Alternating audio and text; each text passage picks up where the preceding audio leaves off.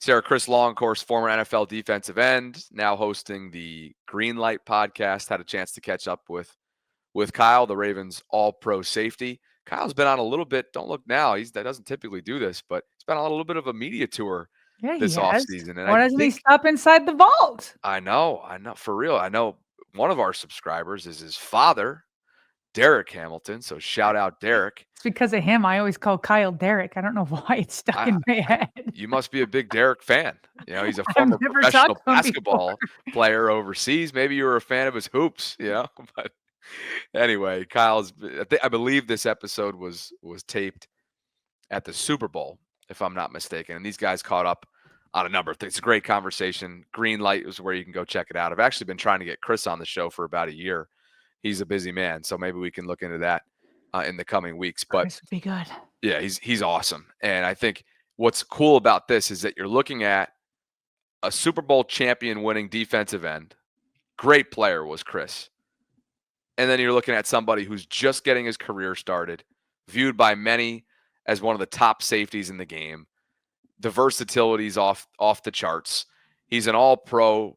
He basically woke up and was born to be an all-pro in this league. He's got a basketball-sized frame, a great mind, so businesslike. We know all this about Kyle.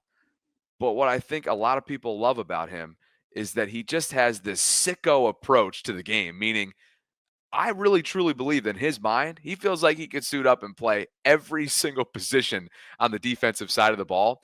We've talked about this in the past because he shared it during one of his media availabilities, if I'm not mistaken, that he was working off the side with Ravens outside linebackers coach, the pass rush guru, Chuck Smith. And because we have seen a little bit of what Kyle can do up at the line of scrimmage, anytime he talks about it, I'm all ears. And that's exactly what he did with Chris in this most recent episode. Listen to this. When you get to do it. Yeah, it's because I feel like. Let me make sure we run it back. The first question, yeah. Do you love rushing? Do you love rushing when you get to do it? Yeah, it's because I feel like you could probably rush as well as any second level player because of your gifts. Yeah. I've actually been working. I don't know if you know who Chuck Smith is. I know Chuck, yeah. So me and Chuck get some pass rush stuff. He's down in Atlanta, right? Well, he was actually with the Ravens. Oh, really? Past couple of years. Because he was based in Georgia. Yeah, he did private sector. I think he still might do it. So they brought him up to work with the Ravens. Yeah, so he's like pretty much pass rush. So what kind of moves you pick up so far? Cross chop. I love it. I'm trying to get my spin down at some point. How are you doing the spin right now? I don't know the full terminology, but I'll like fake. How do you think I feel talking coverage with you? Facts. Go ahead. Whatever y'all say, the ice pick? Yeah, you got an ice pick. I got an ice pick, so I'll like go over with the opposite arm, and then like I'm trying to cross chop. Yeah. And then spin back that way. I don't know if this would ever work for you, but I used to love spinning off a post. So like you come in, you put your hand on their outside pad, so they start to settle into an anchor, and then you whip that ice pick around, which is a nice change up. I might have come to and ask Chuck about it. I don't want to step on Chuck's toes. And then if you can get a swipe down, two hand swipe, bro. I do that a lot to backs. Like I feel like backs and tackles. I'm mostly rushing against backs and tackles. Right, exactly. I'm rushing up on the edge. I actually have gotten a good bull because they don't really expect the tackles. Yeah, you bulled a big guy. I did bull somebody. No names? No names. You don't want the next time you come in there, he's going to remember this podcast. Right. But no, I just got him with a bull. And, it's kind of funny. Me and Chuck, it's kind of like a little thing that we have because I'm the only one that he really works with on pass rush. Like I'm a DB. But we'll just get little stuff here and there. I'll try to pull it out during I'll tell you what, back in the day, 7 years ago, when I was with Philly, Malcolm Jenkins used to come over every day and rush with us. It's useful. Yeah. And like the best advice I got from pass rushing is just like, you got to have a plan. Yes. Like, because there's been so many times where I run in there, I'm like, oh, wait, shit. he didn't fall for that. And now I'm on my back. Like, got to have a counter. Yeah, for sure. You got to have a counter. I mean, is that not a fascinating conversation? 1,000. Go ahead. You just mentioned earlier we wanted to talk alignment real quick. So just to be clear, Kyle logged over 1,000 snaps last year. Okay, he had over 300 run defense snaps, over 40 pass rush snaps, and over 600 coverage snaps. So, yes, he was all over the field, But Sarah, there's so much to pick apart from that little 2-minute segment. You wanted to come right out of the gate. What were you going to say? The whole thing was just so entertaining because here you have a guy that can play free safety, strong safety, nickel linebacker, could probably go out into, definitely slot corner. I don't know if he could go out wide. I'd like to see it. I don't know if he's ever been out wide. But just that he's sitting there with Chuck Smith learning all of these pass rusher moves, and he's got to have a plan. He's talking about his cross chop, his spin, the ice pick, the ball. Like, he wouldn't drop any names. Can we enlist the Vault Army? Go find somewhere where Kyle Hamilton bull rushed a tackle, like just bull rushed him. Did he have a running start? I need to see the film on this. I need to see him bull rushing a tackle. I'm sure it's out there somewhere, and maybe we just missed it.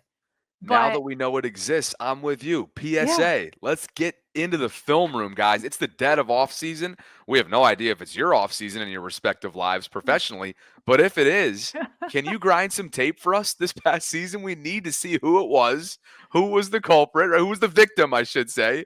And but Sarah, like, so Chris, just to give everybody a reminder, Chris has been out of the league for several years now, but this is a 2-time Super Bowl champion. This is a former first-round pick. He played his college football at Virginia. He's 6'3", 270. He had over 300 total tackles in his career. Again, defensive end. 70 sacks, 15 forced fumbles, 6 fumble recoveries. Had a great career. He's now 39. He's speaking with a 23-year-old who's taller than him by an inch at 6'4", 224 pounds. And yet, they're able to chop it up and compare notes about how Kyle's trying to enhance something that he wasn't drafted to do. Right. You know what I mean? Someday when his legs go and he's not as speedy, like, just put on some weight and go to defensive end. Here we go. I already see it in his future. Right? It's like, I'm telling you, that I cannot recommend that conversation, that episode enough, because when players sit down with guys that they respect and there's that relatability side of things, Kyle starts taking you through literally the terminology. He felt so comfortable to talk to Chris that he's taking him through literally terminology that he doesn't even have down pat yet because he's learning on the fly from Chuck Smith. He's learning the moves. He just doesn't know the names of the moves. That's okay. Yep. That's all right. All right. Yep. What else came from that? Now I want to hear more. Snippet number 1. That was what it was. Snippet number 2 is Kyle's perspective on the rook, Nate Wiggins. No longer a rookie. Had a tremendous year 1, former first-round pick for Baltimore in April of last year. Here is Kyle real quick talking about Nasty Nate, what he sees from him in the future. The one guy I think is going to be really, really good is Nate Wiggins. Yeah, corner. yeah. He was a stud. And he's one of those corners just like, if he could line up every single play and play man, he would do it. Like, just, coach, leave me alone. I just want to lock this dude up. Yeah. And it is awesome to see that competitor in a young dude like that, and I think he's going to be really good. So, again, nothing that he hasn't really already said at media availabilities and podiums, Sarah, but there was one little snippet from there that sticks out to me, and it's if Nate had it his way, and this speaks to his fearlessness, which was at times was his Achilles heel in a couple rookie moments this past year, but he would love to go man. If they had another Nate Wiggins, maybe they would go man more often. You know? Right. Or put Nick. How do you say his last name? Nick. Eman Worry. Eman Worry. Oh my gosh, could you imagine that? Ooh. No, and that's why I'm really not against if the best player available is a corner. I'm here for it. Because you see the Eagles and their 2 rookie corners, and that made Darius Slay expendable, right? And to see what they did in the Super Bowl, especially Cooper DeJean Cup. Had to be there yesterday for that one. Had to be there for that one. So no, I wouldn't hate that. And I can't wait to see Nate Wiggins in year 2. Snippet number 3, a hilarious training camp story from Kyle on Derrick Henry in one of his first run-ins after he became a Raven. This is hysterical.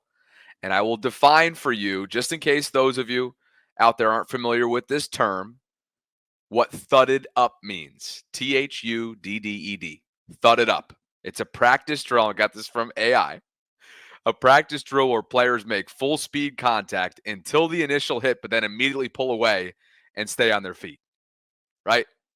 Obviously. So is it like a game of chicken?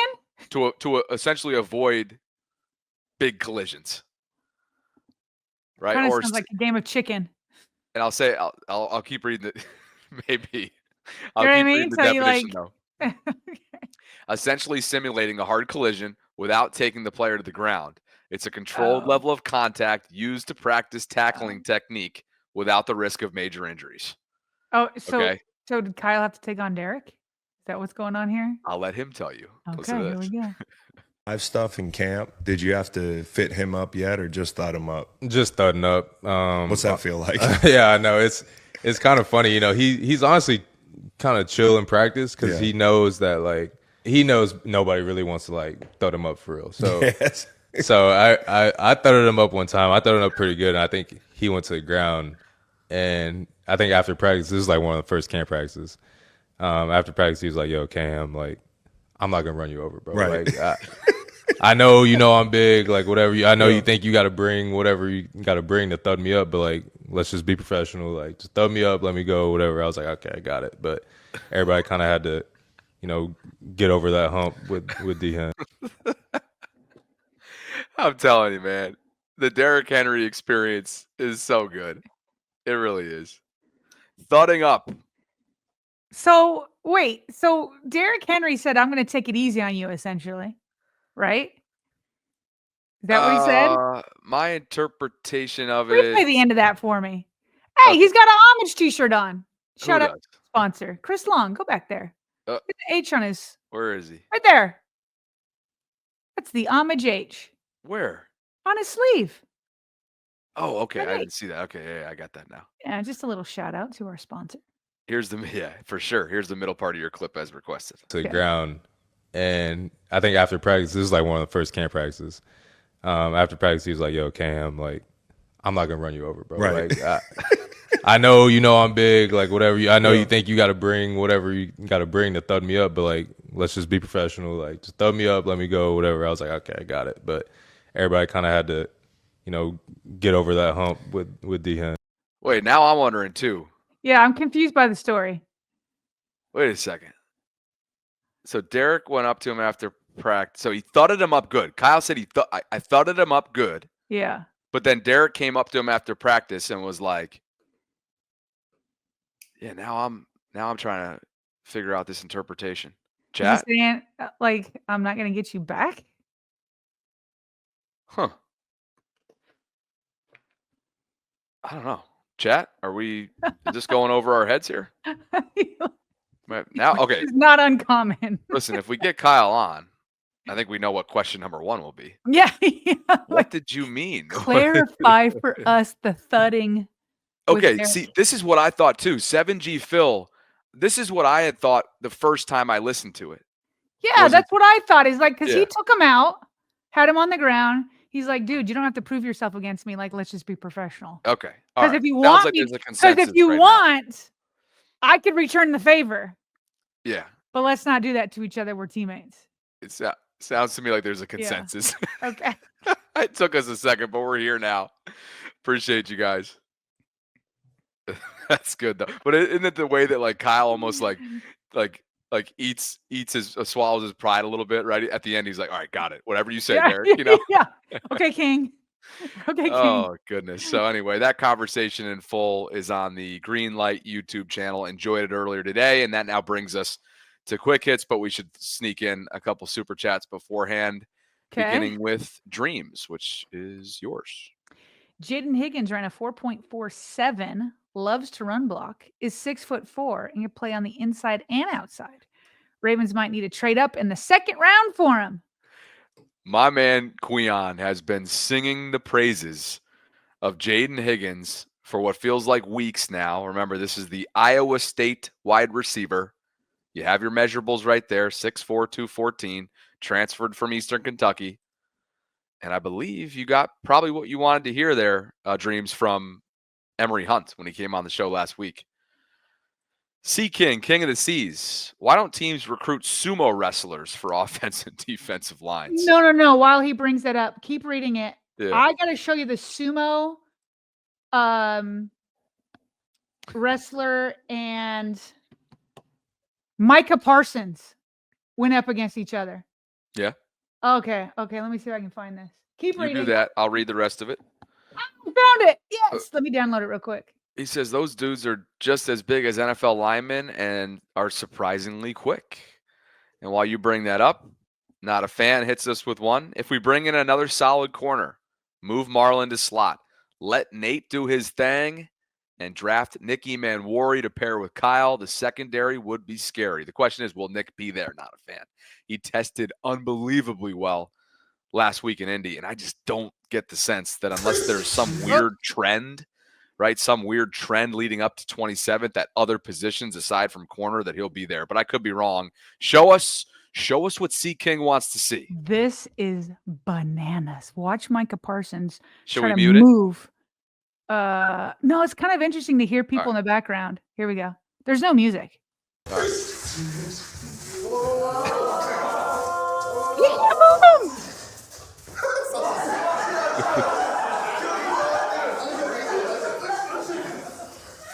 I need someone in my weight class. And go like this. Weight class. Hey, tell him go like this.